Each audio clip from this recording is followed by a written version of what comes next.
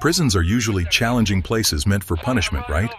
But imagine if, instead of a hard time, some prisoners were kicking back like they're on holiday. In this video, we will share some jaw-dropping stories about prisoners in Ecuador who turned their cells into luxury suites. Stick around as we reveal who's behind all this and how they made it happen. There's been a wild discovery in Ecuador, where many families barely scrape by to get 3 meals on the table.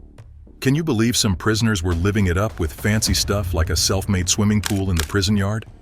Yeah, it's a place to chill and beat the heat inside their prison. In Ecuador, prisoners were provided with shelter and food and even enjoyed a pool, all funded by the taxes of law-abiding Ecuadorians. The inmates freely filled the courtyard with water and even indulged in diving, and what's more, they had a private jacuzzi reserved exclusively for the cell block leaders. This scenario was replicated across all prisons, where inmates had access to barbershops, massage parlors, and gym equipment to stay fit.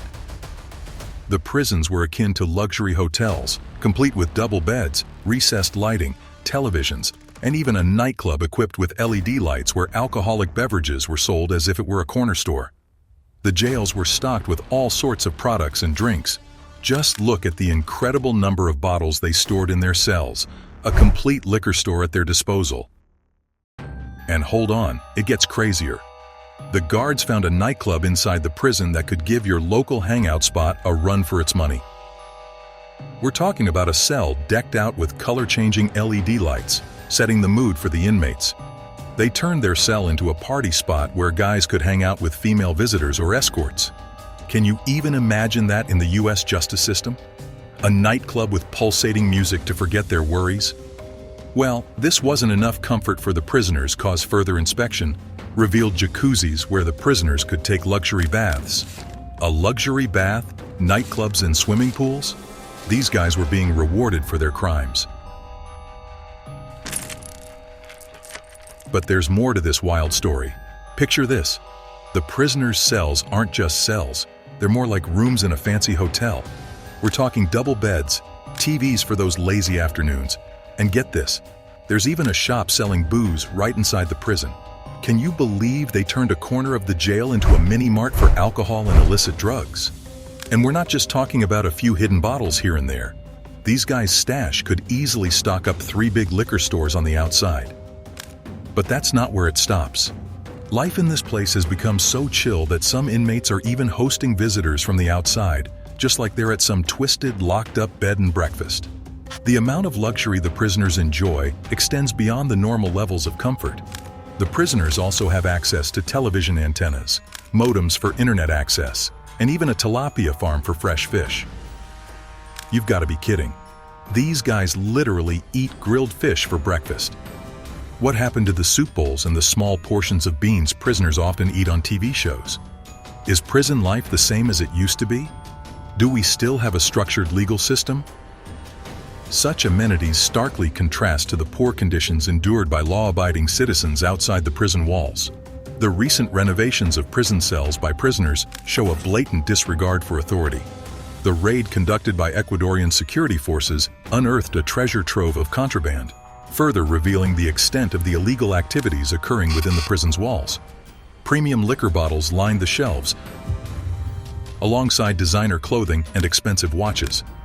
Drugs were also readily accessible to inmates, fueling a culture of violence and indulgence. While searching for contraband and phones, the authorities discovered that the prisoners were making use of the workshops to hide contraband. Phone spaces were carved out of wood, which was then used to smuggle phones back to prison cells. They also discovered guns hidden on the roof of the holding facility, among other contrabands. Challenges persist despite efforts to maintain order, including burning luxury items and implementing strict security measures. Weapons buried in prison gardens and other illegal substances concealed on rooftops continue to pose a threat to safety and security. As authorities meticulously documented their findings, one inmate revealed how excited he was after the raid because things were finally returning to normal. The other inmates were paying the guards to enjoy a lavish lifestyle. However, he couldn't afford it and had gone green with envy whenever he noticed his peers enjoying sweet delicacies, among other things. Paying for exotic food is one thing, but turning a prison into a luxury hotel? One has got to wonder how these guys are doing it. Is the security system so weak and corrupt that prisoners no longer fear the authorities? Rumor has it that there's more to the ongoing crisis than meets the eye. José Macias Villamar, Fito, one of the most significant drug lords in Ecuador, is one of the criminals in the prison who helped convert the prison and cells into a type of 5-star inmate spa and resort that offered total luxury and impunity behind bars. José Macias Villamar, popularly known as Fito, is the leader of the Choneros. For 25 years, Los Choneros has been a significant part of Ecuador's criminal landscape, boasting at least 12,000 members. However, recent reports suggest they're losing ground to their rivals, Los Lobos. The situation escalated when Fito, the leader of Los Choneros and the head of Los Lobos, both escaped from prison, leading to a group of criminals seizing control of the TC television channel and threatening staff with weapons and explosives live on air. Fito was arrested in 2011 and sentenced to 34 years for organized crime, drug trafficking, extortion, and murder. His rise to the top of Los Choneros followed the assassination of the previous leader, Jorge Luis Zambrano, alias Rasquiña, in 2020. Despite being imprisoned, Fito allegedly continued to run his criminal operations, including drug trafficking, with some level of preferential treatment reported within the prison system.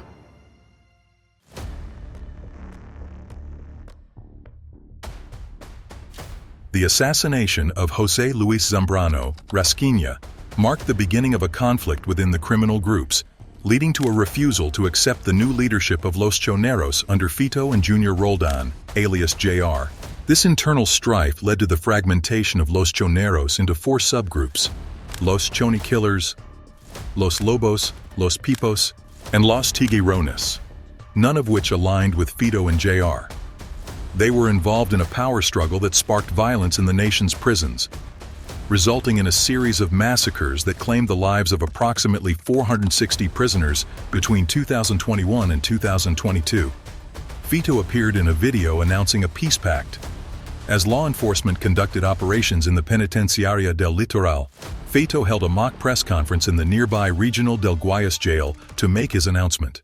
In the video, Fito stated, "Today, Tuesday, July 25, 2023, I, Adolfo Macias, in light of recent events in our country, feel morally obligated to act responsibly towards our Ecuadorian fellow citizens and reach a peace and tranquility agreement with Los Lobos, Tiguerones, Fatales, Choneros, Ben 10, Latin King M18, R7, agreeing to end extortion, forced payments, la vacuna, and violent deaths to achieve better coexistence and security in Ecuadorian territory in conjunction with the national police."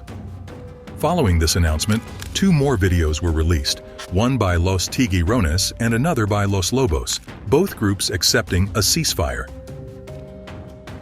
A report by Primicias highlighted that at least 13 criminal groups, including former allies, now aim to eliminate Los Choneros and Fito, who remain the sole leader after JR's assassination in Colombia in May 2023.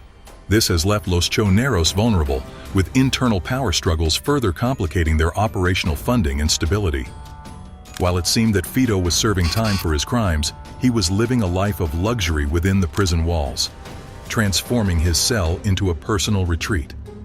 Fito's lavish lifestyle included a private bathroom, a hot shower, a cabinet, and a refrigerator stocked with cool beverages. His cell was equipped with a television featuring satellite TV and internet access, adorned with personalized art paintings. The extravagance didn't stop there. Fito celebrated his birthday with grandeur, complete with fireworks, in the prison's newly renovated nightclub, enjoying exclusive amenities that most wouldn't dream of in a correctional facility. Moreover, Fito had access to cell phones and other electronic devices. This privilege indicates the involvement and collaboration of corrupt prison authorities in facilitating such luxuries for an inmate. It's genuinely remarkable how Fito led a carefree life within the confines of prison for such an extended period. Even more surprising is that his extravagant lifestyle could have remained hidden without the intervention of 4,000 military officers who meticulously inspected the prison cells.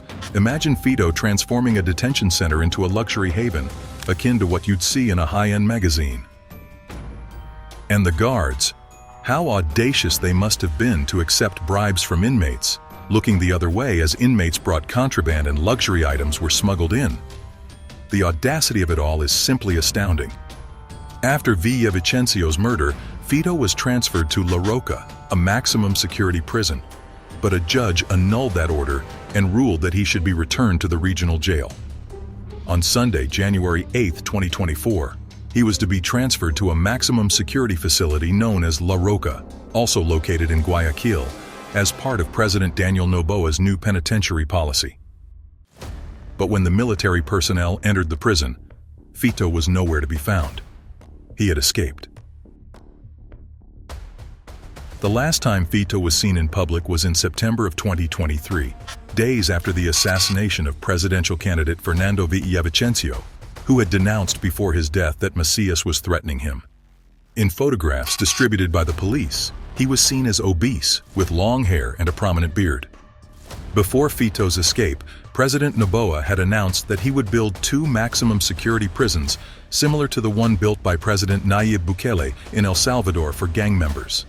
Fito had already escaped from jail once before. In 2013, along with other inmates, he managed to evade the controls of the maximum security prison La Roca, but was recaptured after 3 months. They had escaped by navigating in a boat along the Dal River, which runs parallel to the prison. Meanwhile, the prosecutor's office has charged 2 correctional officers who were linked to Macias's escape.